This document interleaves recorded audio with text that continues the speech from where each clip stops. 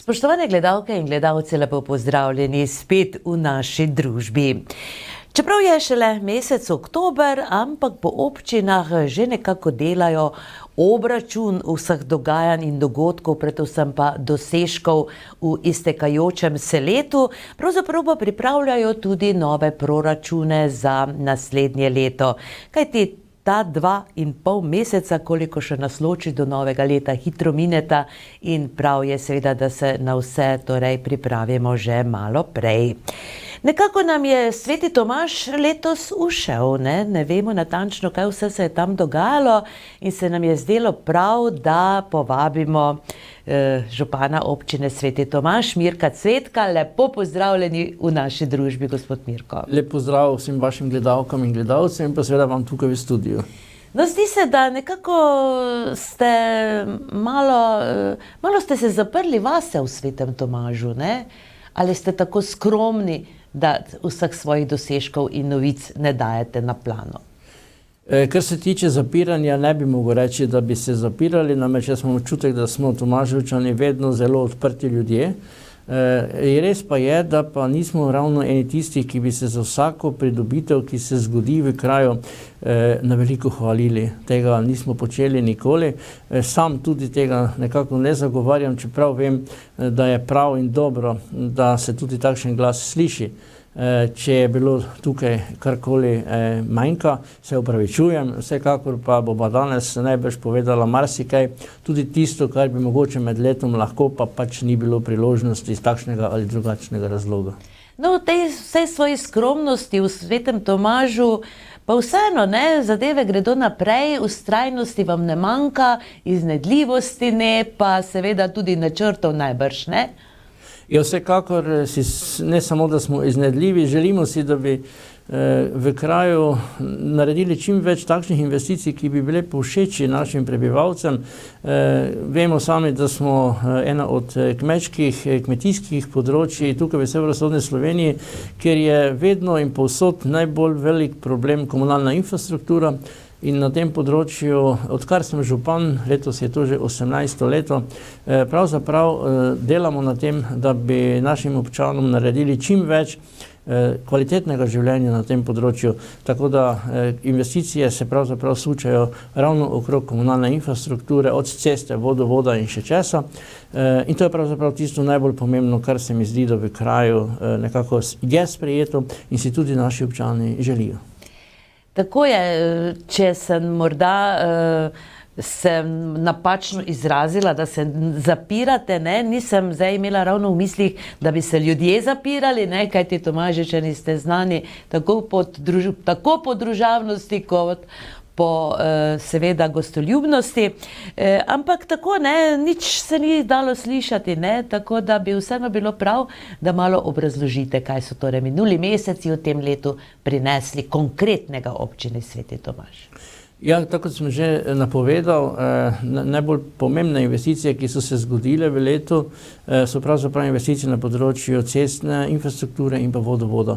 To sta še vedno dva problema, na katere moramo biti pozorni, predvsem pa vlagati vitalna proračunska sredstva ravno na tem segmentu.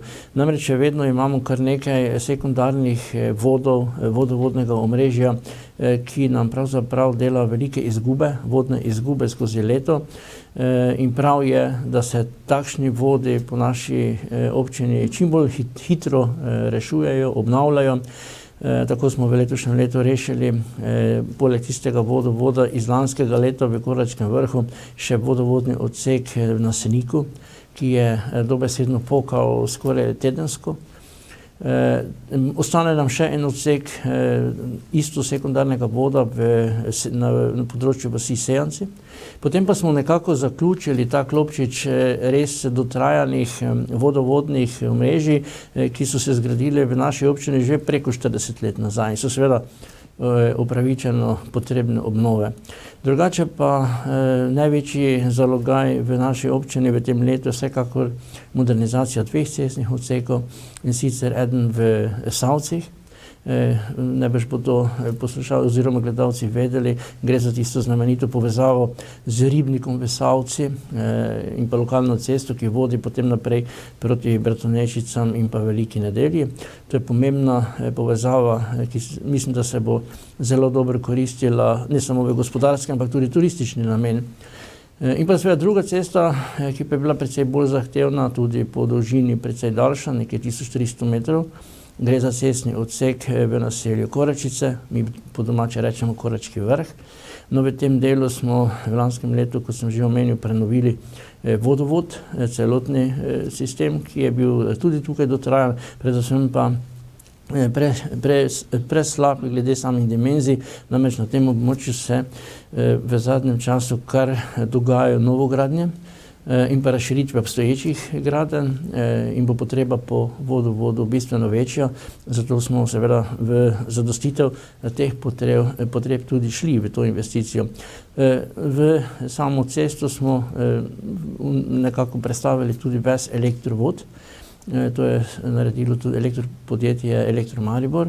Zdi se mi izredno pomembno, namreč zaradi tega, ko smo sedaj cesto modernizirali, bo pravzaprav ta del vasi rešen za naslednjih 30 let. Ne bo potrebno nobenih posegov v cesti, imamo vodovod, imamo elektriko, imamo širokopasovni internet, imamo novo cesto in več od tega občina občanom dati ne more.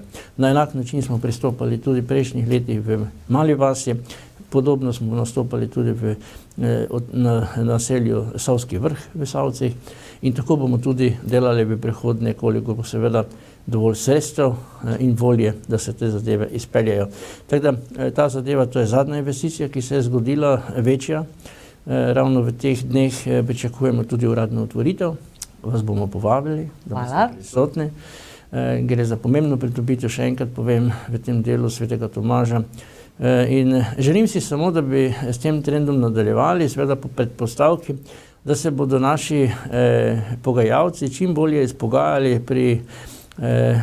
pri primerni porabi, ki se trenutno pogajajo z skupnosti občin Slovenije in pa Združenjem občin Slovenije skupaj z Ministrstvom za finance, da bomo imeli finančno pogačo v naslednjem letu čim boljšo in da bo čim več sredstev lahko plasiranih v investicije.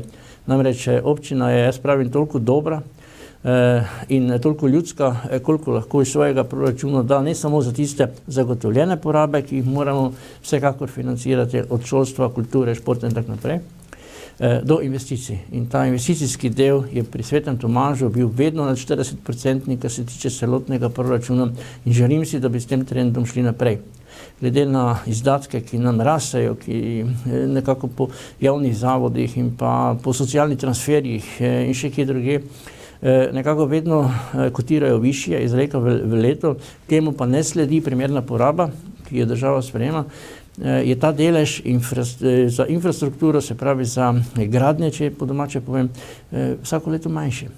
Zato smo v tem letu morali kar 2 investiciji pri rebalansu, ki je bil sprejet pred par dnevi, izpustiti, ker enostavno finančno ne gre skozi in boste seveda na vrsti takoj kot prve investicije v naslednjem letu. Mi smo sami bili prepričani, da bo izračun proračuna za letošnje leto nekoliko večji. Sama, ko bi rekli, formula za izračun proračuna se mi zdi, da je bila letos precej drugačna. Namreč mi smo računali na nekoliko večji proračun, tudi druge občine, če malo pogledamo okrog, ampak nekako se nam je zdelo, da ni šlo po tistih merilih, kot je bilo prejšnje leto. Mi smo računali nekje kar par 10 000 evrov je bilo manjka in to je v našem proračunu, ki je majhen, izredno pomembno. Se pravi, upajmo, da se bo v naslednjem letu to spremenilo, da bo ta formula bolj ugodna, predvsem za občine, kot so Sveti Tomaž oziroma nam primerljive manjše slovenske občine.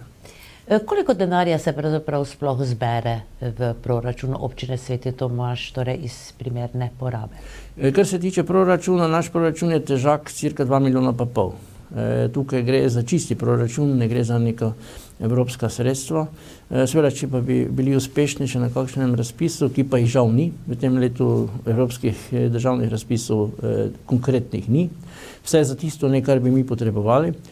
So razpisi recimo za zeleno infrastrukturo, kar se tiče ureditev parkov, pa drevoredov, pa vsega tega, gledajte, pri Svetem Tomažu mi tega ne rabimo. Mi imamo čudovite parke po naravni danosti in jih graditi ni potrebno. To je seveda na roko pisano mestnim občinam, kjer pa se seveda take zadeve potrebujejo in so, jaz mislim, da tudi upravičene.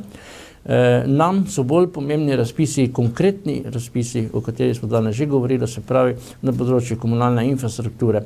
Ti mehki projekti, ki so danes v modi, kako temu rečemo, pa marsikateri slovenski občini, predvsem nam manjšim občinam, nič kaj dosti ne prinašajo. Tudi kar se tiče kolesarskih poti, ki so danes tako zelo razvpite in pomembne in še ne vem kaj vse. Poglejte, v takšni občini, kot je Sveti Tomaž, kolesarka ne pomeni nič, če nimamo osnovne ceste urejene. Kako naj upravičim eno kolesarsko pot skozi neko naselje, če pa imamo še ljudi 10-12 km vsega skupaj, ki še vedno živijo v Makadamu.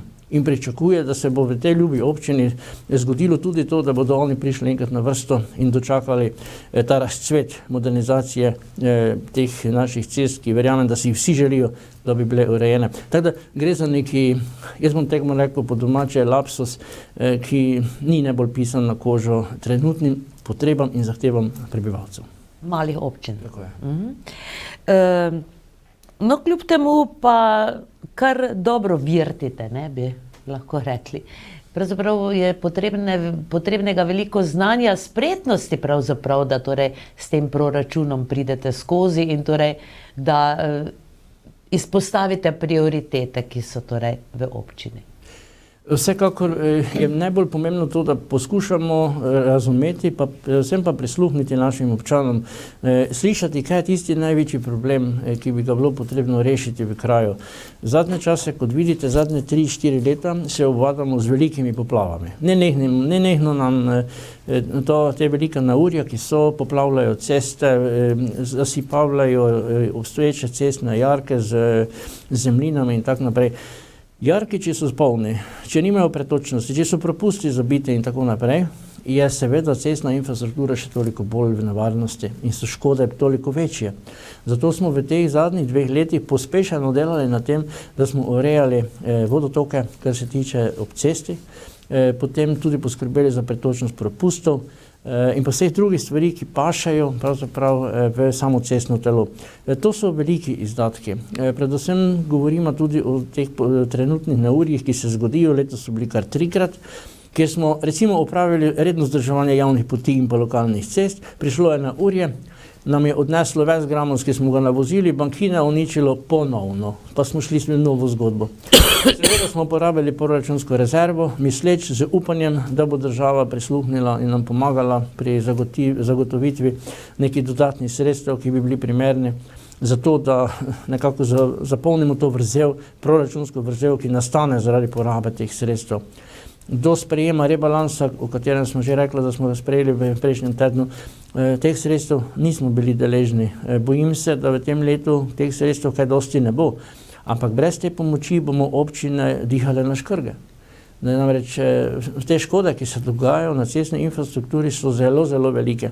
Nismo mi samo res primerljivi recimo z področjem Savinjske doline, potem Koroške, kjer se ogromne škode delajo ravno zaradi same konfiguracije terena, ampak tudi pri nas, glede na samo gričevnato območje, so škode, kar se tiče teh velikih nalivov, izredno velike. In je potrebno posegati po sanacijah in te sanacije so pravzaprav tisti izdatek, ki nam požira planirane investicije, ki jih na koncu žal ne moremo izpeljati.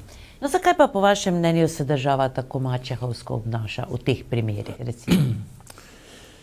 Glede na to, da imamo vedno več teh težav glede ujm, glede teh nesreč, naravnih nesreč, je seveda tudi državi najbrž problem slediti zagotavljanju nekih dodatnih proračunskih sredstev. Ne morem pa razumeti, da pa ne more zagotavljati potrebnih sredstev na tistih območjih, kjer so ljudje ostali brez premoženja, kjer so se mogli dobesedno izseliti, kjer so se porušile hiše in tako naprej. Glede na sredstva, ki so bila vložena strani Evropske unije, ki so bila zbrana po različnih segmentih teh naših društev, od dobrodelnih in tako naprej, bi človek pričakoval, da se bo to čez noč lahko uredilo. Očitno pa ti naši komercialni mlini tako hudo meljejo, zakomplicirajo zgodbe, da se nič ne zgodi, in jaz sem čisto razumem vse te prebivalce teh območij, da so zelo razočarani. Iz tega, zakaj razumem, če oni niso mogli pomagati, ki so izredno potrebni pomoči, kako naj upamo mi, ki imamo bistveno manj škode, kar se tega tiče, seveda dovolj, da smo mogli poseči po proračunskih rezervah, ampak vsekakor se mi zdi, da bi na tistih področjih morala država narediti bolj resen korak in pristopiti napram ljudem kot dober gospodar, kot dobra država. Tu mislim, da so izgubili na izpitu in da ta izpit ni bil narejen. In kaj bi lahko v vašem primeru naredili, recimo, ena manjša občina? Vsekakor kot majhna občina težko karkoli, kar se tiče vplivanja na samo državo. Nam preostane samo to, da smo čim bolj skrben proračunski porabnik, da pazimo na izdatke, da ne trošimo tam, kjer ni potrebno, da dajemo sredstva res za tisto, kar je v občini nujno potrebno, in potem na podlagi tega rešujemo problematiko. Vsekakor se zavedam, da stroški, ki nastajajo zaradi večjih stroškov, tudi glede samega delovanja, morajo biti brzdane, kar se tiče javnih zavodov. Javni zavodi nam iz leta v leto nekako prikazujejo vedno večje izdatke, kar se strinjam, na vse zadnje, če gledamo tudi po trgovinah, se je vsaki mesec vse dražje. Tako da tudi to pelje v neko čudno ulico, s katere ne vem, kako se bo zadeva lahko izvila. Druga stvar, ki je pri vsem tem zelo pomembna, poglejte, glede zadolžitve. Občina se dostikrat mora zadolžiti, če hoče zapeljati kakšno večjo investicijo. Danes, v tem času, predvsem pa pri tem kreditnem, pri visokih obrestih kredita, mislim, da je redka občina, ki se bo upala iti v zadolžitev. Obresti niso ugodne, kar se tiče zadolževanja, in tu bi lahko bila država tista, ki bi šla nasproti lokalnim skupnostim in pomagala, kar se tiče obrestnih mer pri posameznih bankah. No, včasih je bilo govora o tem, da bi se te manjše občine združile. To verjetno ni več aktualno, ali pa vse skupaj vodi to morda v to smer? Kar se tiče združevanja občin, gledajte, tako kot je bil z zakonom, kar se tiče združevanja majhnih občin, bom rekel, tako kot smo bili ustanovljeni, bi nas lahko tudi ukinili, se pravi samo z zakonom. Občina je z zakonom ustanovljena, tako da kar tak čez noč nas ne more nihče ravno ukiniti. Ne vem tudi, kateri vladi v Sloveniji bi bil interes ukiniti male občine, ki smo motor razvoja. Kakorkoli gledamo na celotnem območju Slovenije, vseh 212 občin, koliko nas je, vsaka prispeva v ta kamenček razvoja in pa samega izgleda države kot takšne maksimalno. Jaz ne poznam občine, ki se ne bi na tem področju trudila. In z to ustanovitvijo teh manjših občin so se marsikatera območja v naši Sloveniji bistveno hitreje razvila, kot bi se, če bi ostali v zgodbi nekih večjih občin. To je, bi rekli, čisto pisan primer tudi naših 3 občin tukaj v Ormožu. Poglejte, v vseh teh letih, kar smo samostojni, pa rečemo tam od leta 2006, zelo dobro sodelujemo. Nikoli nismo imeli nobenih konfliktov, kar se tiče sodelovanja. V tem sodelovanju smo videli razvoj in s tem sodelovanjem smo marsikatero investicijo pripeljali vsak v svojo občino. Seveda primerljivo glede na velikost same občine tukaj, kjer pač delujemo. Normalno občina Ormož bistveno več, središče manj, mi manj, ampak primerljivo glede na število prebivalcev, na velikost in tako naprej. Se pravi, to sodelovanje je v našem območju, na našem področju pripeljalo do lepih investicij, za kar verjamem, da so ljudje zadovoljni. In mislim, da gre za enake zgodbe tudi širom po Sloveniji. Tako da majhne občine so garante razvoja in jaz sem prepričan, da ne bo vlade in pa državnega zbora, ki bi si upal reči, da smo nepomembni, da smo moteč element in da bi nas zaradi tega ukinili. Vsekakor jaz pač računam, da bo v takšnem smislu ostalo, seveda pod predpogojem, da bo tudi sistem financiranja lokalne skupnosti primeren. Namreč nas zelo hitro lahko spravijo na kolena, če se bodo pri financiranju občin in pa določitvi primerne porabe zgodili scenariji, ker pa ne bo mogoče več kaj dosti graditi, ker ne bo mogoče kaj dosti investirati. Samo zato, da bomo imeli zagotovljeno porabo, pa mislim, da bo marsikateri župan in občinski svet rekel, gledajte, tega se pa mi ne gremo. No, 18 let, torej ste župan občine Sveti Tomaž. Se vam zdi, je težko biti, je težje biti, kot je bilo na začetku župan, ali so se zadeve unesle v tem času? 18 let je vseeno doba, ne? Dolga. Ja, v 18 letih seveda se zadeve spreminjajo se že zaradi tega, ker smo v 18 letih 18 let starejši. Tudi to gledanje na problematiko, na svet, na vse je po 18 letih najbrž precej drugačno, kot če bi me vprašali to takrat, ko sem nastopil funkcijo tukaj pri Svetem Tomažu. Lahko pa povem, da pa je bil čas, ko smo začeli z našo občino, lokalno skupnostjo, kot občino, poln entuziazma, poln upanja, poln veselja. Vsak dogodek, ki smo ga imeli, je bil poln nekega veselja.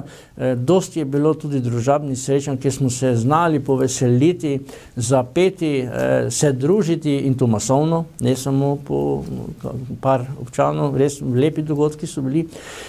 Lahko povem, da je danes to nekoliko težje. Danes dobiti ljudi na neko zabavo je že kar problem. Ne? Včasih so mi rekli, veš, če me boš prosil, da ti kaj naredim, pridem, samo na zabavo pa ne. Jaz mislim, da je dosti škode naredil COVID. Po COVIDu so se stvari zelo, zelo poslabšale, tudi kar se tiče družabnega življenja. Tako da jaz sem prepričan, da nikoli več ne bo tako, kot je bilo, to dejstvo. Da pa ste me vprašali, razlika med takrat in danes je, tudi ljudje smo drugačni. Mogoče, čisto enostavno rečeno, ko si enkrat na neki taki stopni razvoja, kot smo pri Svetem Tomažu, že pričakuješ nekaj več. Nisi zadovoljen samo z kilometrom asfalta, ampak že želiš nekaj več. Ne? Se pravi, ta želja je čisto upravičena, to je seveda gonilo razvoja in če te želje ne bi bilo, potem bi stali na enem mestu. Ne? Tako da razumem. Je pa drugi problem, ki pa pri samih investicijah je prepoznaven, včasih gre za nerazumno nagajanje posameznikov, res posameznikov, ki bolijo. Včasih ne moreš razumeti, da se ob vsej želji, hotenju, da hočeš v kraju narediti veliko, da hočeš čim boljše, čim lepše, pa se vedno še najde kakšen posameznik, ki to tvojo željo nekako hoče izničiti, to je pa boleče. Ne? Teh primerov je bilo v preteklosti skoraj ne ali pa zelo, zelo redki. No, danes se takšni primeri zgodijo kar pogosto in jaz se včasih vprašam, jaz bom tako preko slej v zasluženi penziji, če se bomo včakali, pa če bo zdravje služilo, ne? Sprašujem pa se, kdo se bo v prihodnosti sploh želel izpostavljati v javnem družbenem življenju, če bodo odnosi še naprej padali, kar se tiče spoštovanja ljudi, predvsem pa tistih, ki so odgovorni za neko skupno javno dobro. Tega spoštovanja je žal premalo. Vsi že vse vemo. Ne? Smo podobni pacientu, ki pride k zdravniku pa reče, doktor, jaz imam to, rabim takšno zdravilo. In zdravnik normalno upravičeno reče, kaj potem sploh sem hodite, ne? Idite pa se kupite. Ne? Čisto, včasih dobiš občutek, da si nič od nič, da si pomemben toliko, kolikor daš, vse ostalo pa ni pomembno. Ta nota spoštljivosti, spoštovanja drug do drugega, tega se bi v tej družbi morali naučiti. Ja, to je to, kot ste povedali. Ne? Na začetku nam je bilo vse dovolj, potem pa bi vse več. Ne? To je verjetno tako in tako v človekovi naravi. Ne? Ja, vsekakor. Vse več in več, ne? Da stremimo torej vse večjemu, ne vem, premoženju. Neverjetno so to problemi, tudi nastajajo, ko treba kakšen meter, ne, za kakšno cesto dati najem oziroma občini. Mi smo v začetku, ko smo začeli za to zgodbo naše lokalne samouprave, lahko rečem, kar nekaj cest zgradili ob pomoči naših občanov. Ni bilo cestnega odseka, kjer naši ljudje, naši občani ob tej cesti ne bi sodelovali z svojim finančnim vložkom. To je bilo vse z mojega vidika gledano zelo pozitivno. Namreč s tem se nekako občan, krajan, ki tam živi, čuti del te investicije. In ko se je ta investicija zgodila, ko smo jo dokončali, smo bili vsi dobre volje. Vsi smo bili veseli, smo se znali poveseliti, predvsem pa bili ponosni na to, kar smo skupaj dosegli. Danes se žal te zgodbe več ne dogajajo na tak način. Ne vem, kaj bi bilo, če bi rekel, da gremo danes še zbirati sredstev za neko modernizacijo ceste. Najbrž ne bi to padlo na neka plodna tla. Danes se dogaja obratno. Ne samo to, da občina zagotavlja v celoti investicijska sredstva, marsikje se zgodi, da ti občan še postavlja pogoje. Pod kakšnim pogojem pa boš zdaj ti meni to tu naredil? Mislim, včasih kar glava boli zaradi takšnih ekscesov. Ampak to so dejstva, ki se dogajajo in jaz sem prepričan pač, da stvari ne grejo ravno v tisto smer, kjer bi lahko človek rekel, da gre za nek spoštljiv odnos tako do investicij, kot tudi do ljudi. In do svojega lastnega kraja. Tako je, vsekakor. No, midva sva toliko stara, da se še spomniva samo prispevkov v krajevni, ne? To pomeni, da to danes najbrž ne bi več šlo kar tako.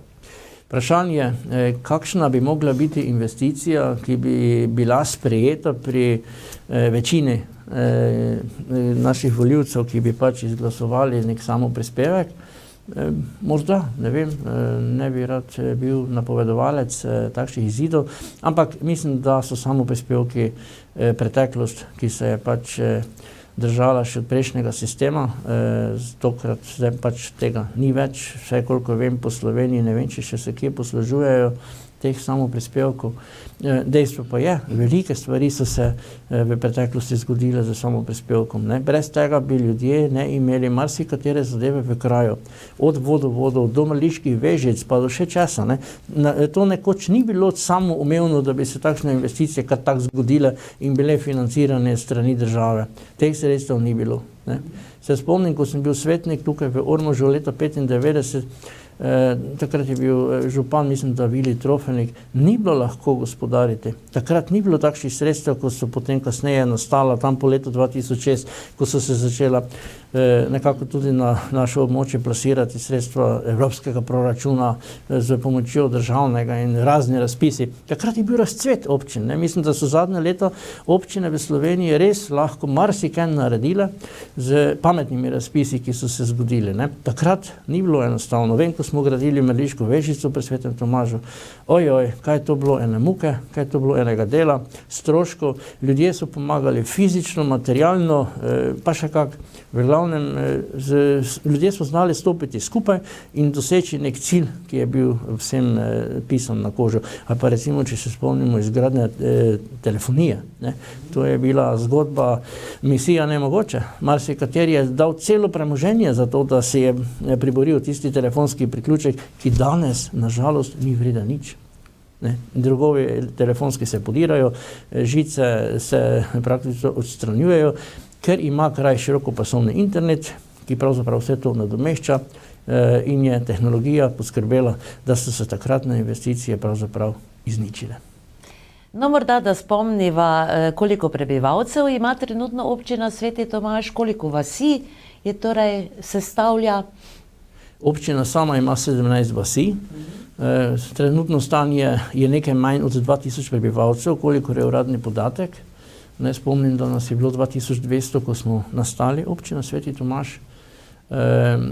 Tako da nekje smo primerljivi trendu občin, večini občin v Sloveniji. Kar se tiče podeželskih občin, mestna občina pa se kar, tam število se mi zdi kar raste, ne pada. Namreč ta miselnost, da živeti v mestu zato, da imaš vse pri roki, še do nedavnega bila zelo prisotna. Moram pa reči, da pa smo kar številne primere, vse pri nas, pri Svetem Tomažu, družin, mladih družin, ki prihajajo iz urbanih naselij, samo zato, ker si želijo naravnega okolja. tukaj kupijo recimo stare hiše, propadajoče, kakšne parcele, si zgradijo lepe domove, kar nekaj takšnih domov, občina in tudi tu stopi v bran, da jim pomaga pri ureditvi komunalne infrastrukture. In jaz sem prepričan, da vsak, ki čuti za naravo, je v takšni občini srečen. In verjemite mi, da se bo ta trend poseljevanja bistveno spremenil v bližnji prihodnosti. No, to je tudi dobro, ne? V dobro malim občinam, torej zunanjim tem, ne? Ki imajo veliko lepe narave. To pomeni, da se kar torej dogajajo te novogradnje, mladi torej se vračajo, priseljujejo.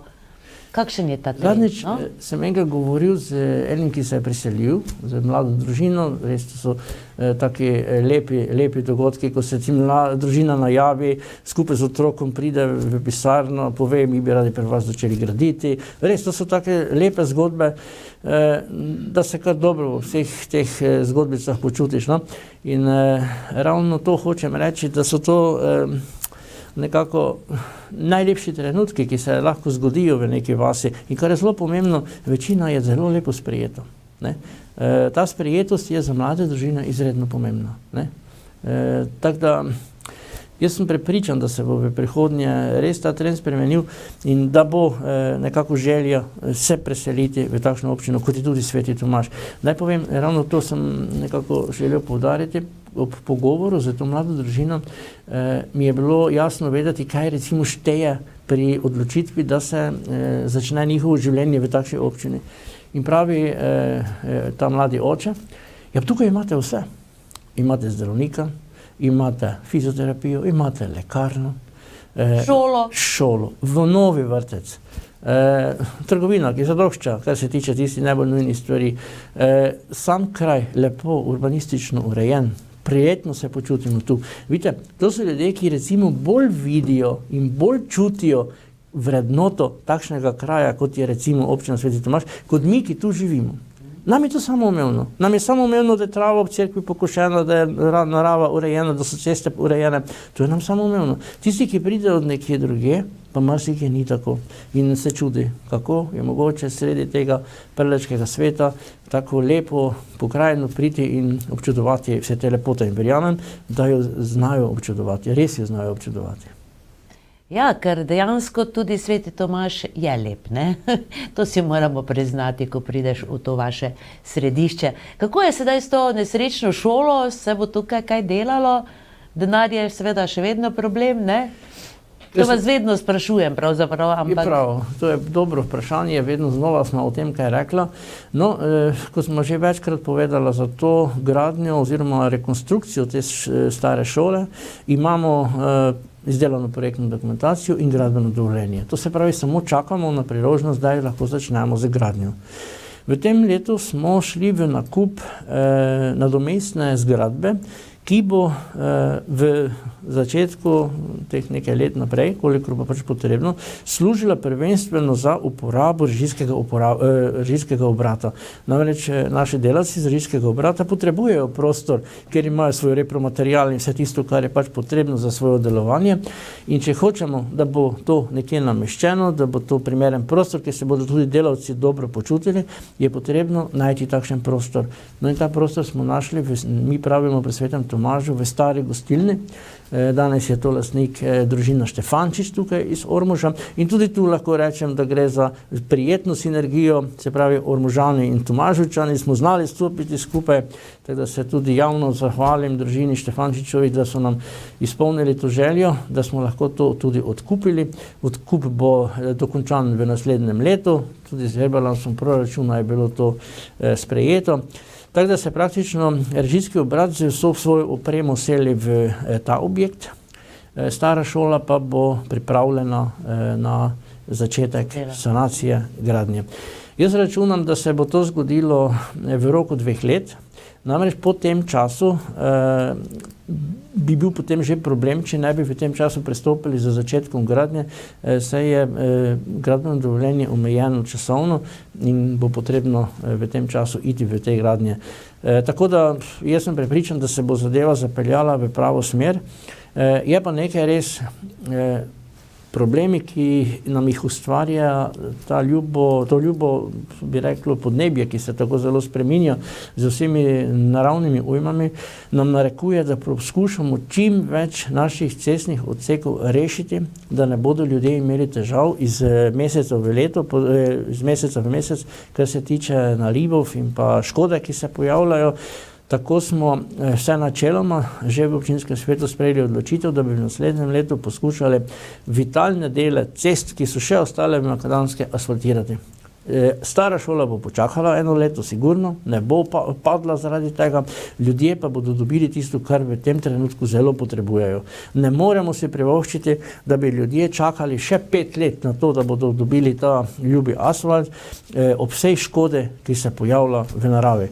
Tako da sem prepričan, da bodo tudi prebivalci to pozitivno sprejeli in da bo ta modernizacija vendarle rešila tisti glavni problem. Objekt kot stara šola, pa se moramo zavedati, to ne bo poceni. Marsikatera investicija se bo takrat, ko bomo začeli to graditi, morala premakniti na kakšno drugo leto, ne?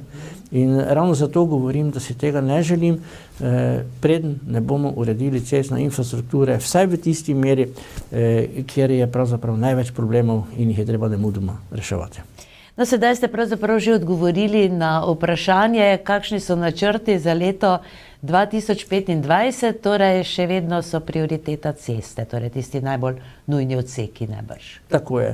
Meni sicer pravijo, da sem župan cest, ne?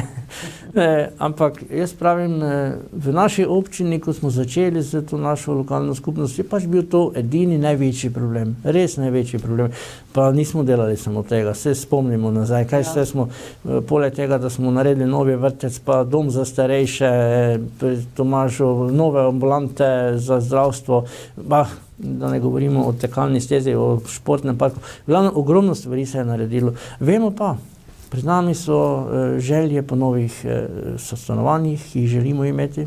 Mi smo izdelali nov podroben prostorski načrt za center Svetega Tomaža, kamor želimo umestiti več stanovanjske objekte, samo zaradi tega, da bi dobili vsaj tam 8, 9, 10, koliko pa pač šlo, novih stanovanj. To bodo novi stanovalci, to bodo naši občani, ki bodo živeli svoje življenje, napolnili tudi šolske vrteške klopi in dihali in živeli za našim krajem. To je nekaj tistega, o čemer smo danes že marsikatero rekla. To je ena od takšnih področij, kjer se bo v bodoče potrebno res angažirati in čim prej pristopiti k temu, da bo občina imela na tem področju več kapacitet. Moja želja, ki ne vem, če bo uresničljiva do konca tega našega mandata, je ureditev obeh stanovanjskih blokov pri Svetem Tomažu. Še vedno sta to bloka iz prejšnjega sistema, ki sta še vedno v taki luči, kot sta bila takrat. Nujno sta potrebne nove fasade, da bo na zunaj in pa na znotraj boljše življenje, lažje, cenejše življenje. Namreč, če ni izolacije, vemo, kaj to pomeni za stanovalce, in te dve fasade bi se nujno v čim krajšem možnem času morale zgoditi. Tako da dela ne bo zmanjkalo v nobenem primeru, vsekakor pa je pač potrebno slediti nekim prioritetam, ki pa jim sledi tako občinski svet, kot tudi jaz, kar sem vam danes tudi jasno povedal, kaj je tisto, kar si kraj v tem trenutku zasluži in mora imeti, če hočemo normalno živeti. Koliko pomoči pravzaprav imate oziroma lahko pričakujete od medobčinske uprave? Kako to funkcionira pravzaprav po teh letih? Lahko rečem, da medobčinska uprava dela strokovno, da je pravzaprav vsa področja, ki so pokrita z delovanjem medobčinske uprave, pravzaprav upravi vsake svojo nalogo profesionalno in da smo zadovoljni, kar se tega tiče. Ne smemo pozabiti, da je medobčinska uprava sofinancirana tudi z državnim proračunom, nekje do polovice sredstev je plačana iz državnega proračuna, za kar jaz vedno trdim, bi bili zelo nespametni, če ne bi tega izkoristili. Tako da ta način delovanja se mi zdi izredno moder. Že od samega začetka našega skupnega delovanja In jaz mislim, da je ta skupna občinska uprava vendarle nekaj, kar je potrebno ohraniti. Tudi kar se tiče sofinanciranja, ker bila so že razna ugibanja, da se več ne bi financiralo, da bi to padlo vse na breme občin. Hudo bi bilo za občine kot takšne, če bi bil to strošek v celoti. Namreč upravne zadeve, predvsem pa administracija stane. To ni poceni, ne. Danes je vedno več zahtev po administrativnih posegih, raznih zahtevah, birokratskih, ki jih je treba izpolniti, če ne marsikatero zadevo lahko izgubiš. In tu moraš biti res, bi rekli, natančen, predvsem pa strokoven. In ta strokovnost je vsekakor prisotna tudi v skupni občinski upravi, ki nam rešuje tako problematiko prostora, prometa in še česa. Tako da res sem zadovoljen, sem srečen, da imamo takšno občinsko upravo. Pa tudi sodelovanje z ptujsko skupno občinsko upravo, ker imamo redarsko službo kot nujno zgodbo za delovanje v občini, ne. Pa moram reči, da zelo dobro sodelujemo. Je tudi bistveno boljše, predvsem pa cenej, kot če bi občina kot takšna, ki mora zagotavljati recimo redarsko službo, morala imeti samo. Nesmiselno, zelo nesmiselno, da bi mi zaposlili enega ali pa dva redara. Zakaj? Za takšno malo občino povsem nesmiselno, ne? Sodelovanje z večjo skupno občinsko upravo, kot je Ptuj, pa je zadeva zagotovljena, se pravi, zadostili smo predpisom, ki so pač sprejeti na tem področju in zadeve zelo lepo tečejo, ne. Tako da problem vsekakor je v zadnjih letih, posebno v letošnjem letu, so šolski prevozi, ne. To je za občine rak rana. Tu pri Svetem Tomažu moram reči, da smo v letošnjem letu dobili ponudbo, ki je enkrat večja od lanske, od letošnje, ki je veljala za šolsko leto 23-24. In s tem problemom se občine soočamo na zelo, ne moremo razumeti, kako je lahko česa takega prišlo. Slišimo po medijih, kaj se vse dogaja z prevozom dijakov, študentov in tako naprej, ampak za šolske prevoze osnovnošolskih otrok, da je zadeva tako daleč zakomplicirana, da so cene takšne, kot so, pa je nerazumno. Mogoče občanom ni jasno, zakaj pravzaprav do tega prihaja. V letošnjem letu je država podelila nove koncesije za prevoz šolskih prevozov, oziroma za redne linije govorimo, ne? No in te redne linije so vzpostavljene na princip, o katerem smo lahko brali in tako naprej. Kar se pa tiče šolskih prevozov, pa je država poskrbela, da jih je popolnoma izvzela iz področja rednih linij. Se pravi, avtobus, ki ga mi pri Svetem Tomažu potrebujemo za šolsko linijo, ne sme posegati v redne linije. On ne sme voziti redne linije. Šofer, ki vozi avtobus šolskega prevoza, ne sme voziti na redne linije. Je plačan iz naslova ponudbe in pa sklenjene pogodbe, ki smo jo sklenili z izvajalcem storitev, v našem primeru Arrivo, in bo za vseh 365 dni v letu ta zadeva pokrita. Vidite, to je recimo prineslo do tega, da je avtobus in pa ta šolski prevoz tako zelo, zelo drag. Prej je bilo drugače. Prej je recimo zjutraj ob konici, ko je moral pripeljati šolske otroke v šolo, je opravil šolski prevoz, potem pa šel na redno linijo. On je upravljal redno linijo do enih, lahko, brez težav. Ob enih, 1:15, ko je bila prva linija šolska za povratek otrok domov, je prišel avtobus z šoferom na šolsko linijo, opravil šolske prevoze in še opravil kasneje redne linije, če je bilo to potrebno. In ta avtobus je bil maksimalno izkoriščen. Danes ta avtobus zjutraj uro pa pol vozi, parkira, čaka do 1:15, vozi 1 uro pa pol, parkira in je končal. Vidite, to je recimo lapsus, ki ga ne razumem. Jaz ga ne razumem. No, zakaj bi te recimo bilo to dobro?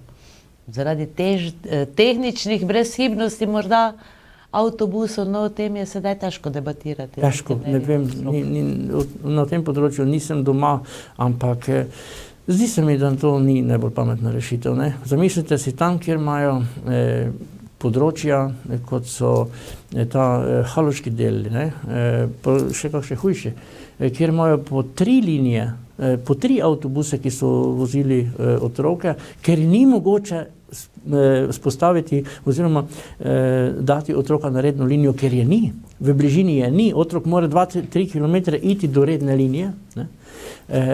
Kaj je v takšni občini potem to pomeni za strošek?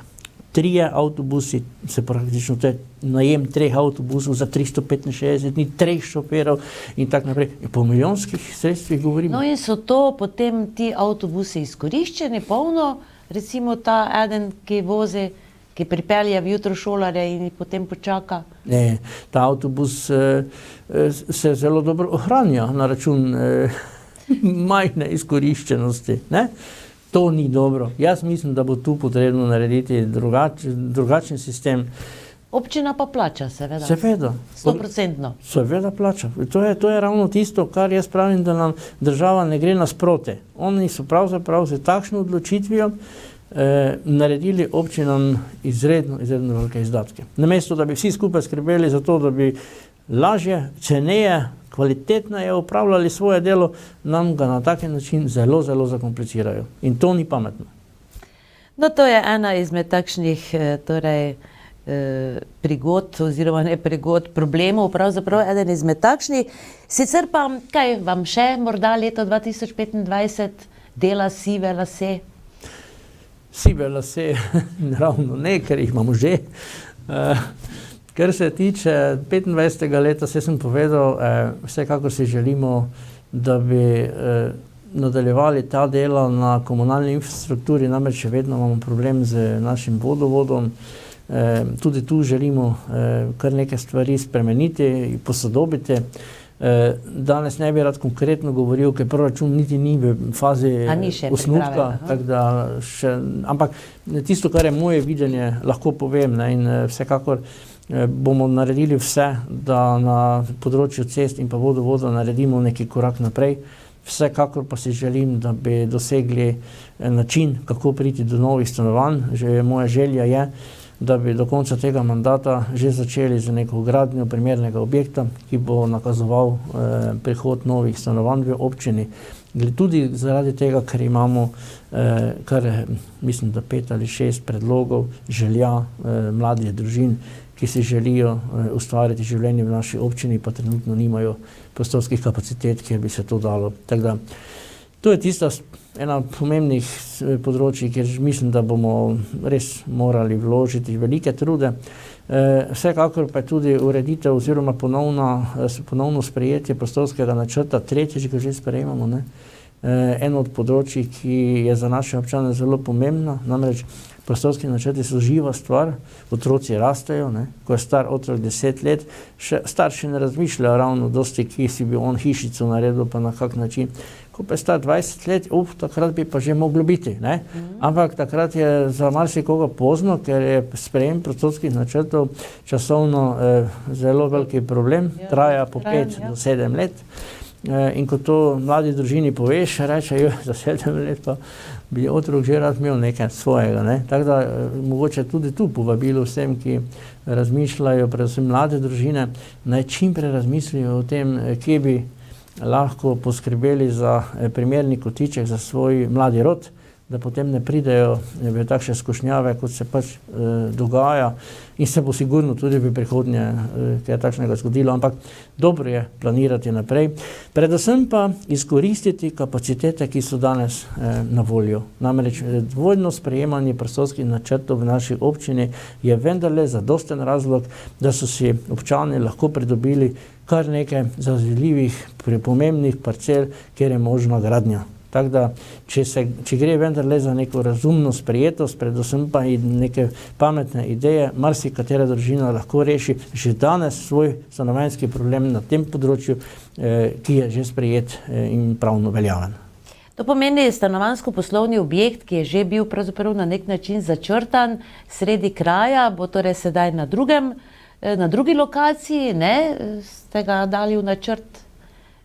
To se okrog tega dela torej? Torej, so zadeve, ki tečejo, sicer zaenkrat ni to javna informacija, lahko povem samo to, da se trudimo, da poskušamo zadevo umestiti v prostor čim hitreje, čim prej. Nakazujejo se rešitve in ravno zaradi tega ravno pravim, da vidim izhod iz tega problema, predvsem pa prostorsko možnost, da se ta investicija tudi v kraju zgodi. In preden se posloviva, še malo torej namiga, ne, da se bomo lahko v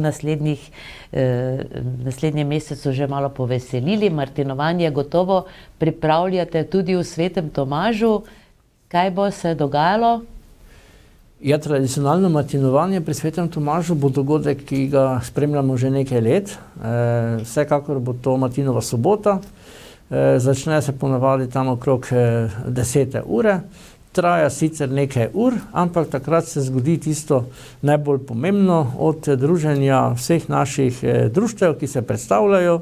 Šole, zelo lepo sprejeto zadnja leta, stojnici imamo tam po 10, 12, ne vem kako bo v tem letu, ampak vsekakor, če bo vreme služilo, bo vsekakor zelo lepo obiskano. Pravim, da gre kar za en taki lep turistični sejem, kjer se pravzaprav srečujejo tako naši občani, ki so iz leta v leto bolj številčni, kar se tiče obiska, pa tudi drugih. Namreč moramo jasno povedati, da dobro sodelujemo tudi z Ormožom, kar se tiče turističnega društva in pa Zavoda za turizem tukaj v Ormožu.